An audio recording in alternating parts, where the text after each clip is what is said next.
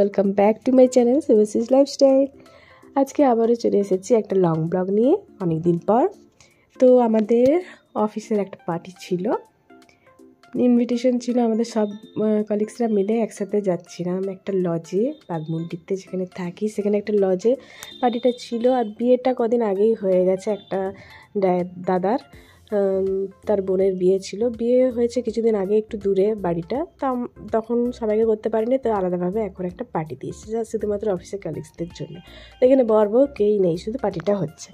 তো আমরা সব কালিগসরা একসাথে আছি, বেশ ভালো লাগছিল, একসাথে সবাই বসে অনেকক্ষণ গল্প করলাম, তারপরে কিছু ফটো ক্লিকস নিলাম, বেশ ভালো লাগছিল। এরকম গেট টুগেদার আমাদের খুব কমই হয়, তো এতটা কাজের প্রেশার থাকে, তো মাঝে মাঝে এরকম এনজয়মেন্টটা খুবই দরকার।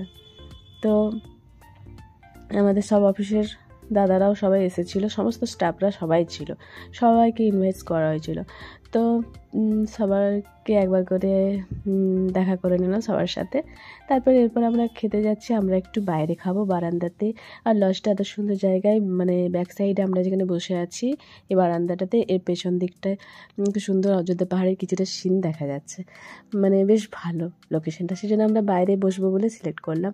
তো বাইরে বসার ব্যবস্থা করা হয়েছিল, দেখুন পাহাড়টা দেখা যাচ্ছে, বেশ ভালো লাগছিল। তো খাবার ব্যবস্থা খুব ভালো ছিল, সব রকমের আইটেম ছিল, আর সব আইটেম খুব ভালো হয়েছিল টেস্টটা। তো একটু একটু করে সবটাই খেয়েছি, সবাই মিলে আনন্দ করে গল্প করতে করতে বেশ ভালো লাগলো। অনেক দিন পর আমাদের একটা পার্টি হলো যেখানে আমরা সবাই একসাথে, তো সবাই মিলে হাসি গল্প করতে করতে খেয়ে নিলাম। খেতে খেতেও অনেক আমাদের ফটো ক্লিকস নেওয়া হয়েছে। তারপরে মাটন, ফিশ, এগ সব রকমের আইটেম ছিল, চিকেনও ছিল। তো আমাদেরকে চিকেন মাটন দুটোই খাওয়ালো যে দাদার পার্টিটা দিয়েছেন আর কি। তো বেশ ভালো লাগলো সব কিছু মিলিয়ে। এরপর খেয়ে নিয়ে আমরা পাশে একটা রিসর্ট রয়েছে, সেখানে ঘুরতে যাব একটু। তো আমাদের যে অ্যাকাউন্টসের দাদা আছে তারা আগেই চলে গেছে।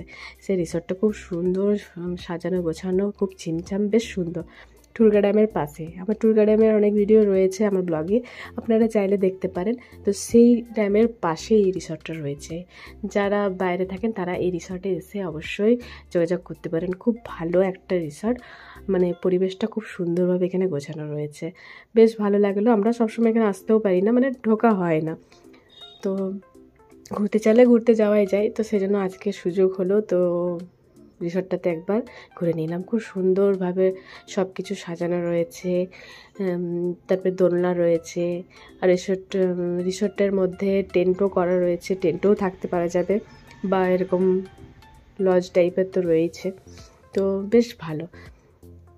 আর এখন তো সিজনেই রয়েছে, উইন্টারে প্রচুর ভিড় হচ্ছে, এখনও টুরিস্ট রয়েছে, তো তার মধ্যেই আমরা একটু ঘুরতে চলে এলাম। আমরা সব একসাথে হয়েছি, সেজন্য ভালো লাগলো একটু একসাথে ঘুরে নিই। তাও সবাই এখানে আসেনি, রিসর্টটাতে কিছুজন আমরা এলাম। তো আমরা একটু এরপর দোলনাতে দুললাম, বেশ ভালো লাগলো। দোলনা তো আমার খুব ফেভারেট, যেখানেই দেখি না কেন, যখনই যেখানে ঘুরতে যাই দোলনা পেলে আমি অনেকটা সময় দোলনাতে থাকি, খুব ভালো লাগে।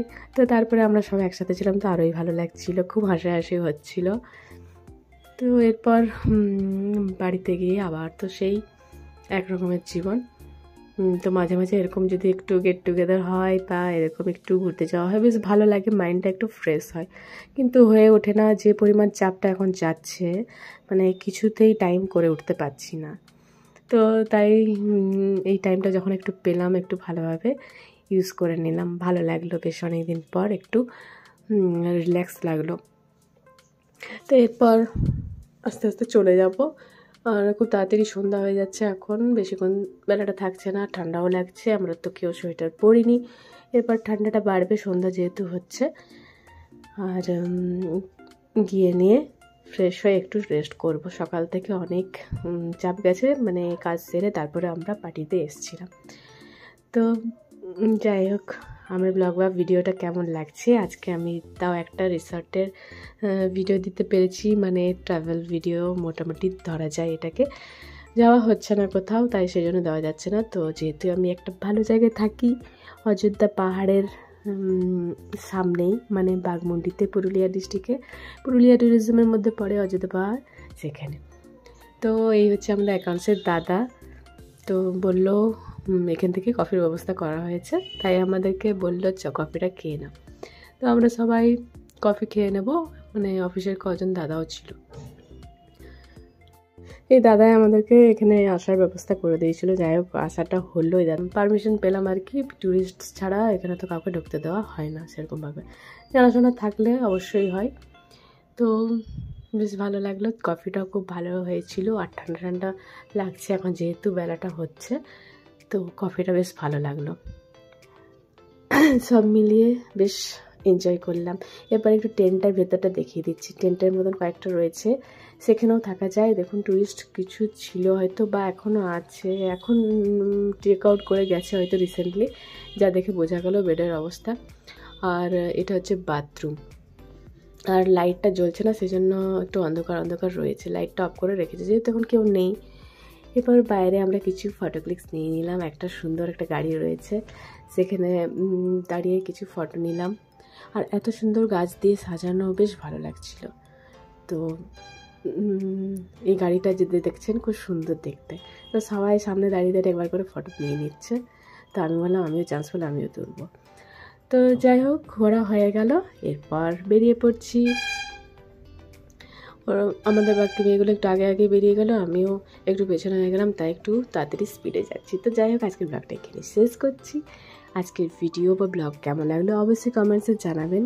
ভালো লাগলে লাইক, কমেন্ট, সাবস্ক্রাইব অবশ্যই করবেন ইউটিউব থেকে, আর ফেসবুক থেকে দেখলে অবশ্যই ফলো করে দেবেন। তাহলে দেখা হচ্ছে নেক্সট ভিডিও বা ব্লগে।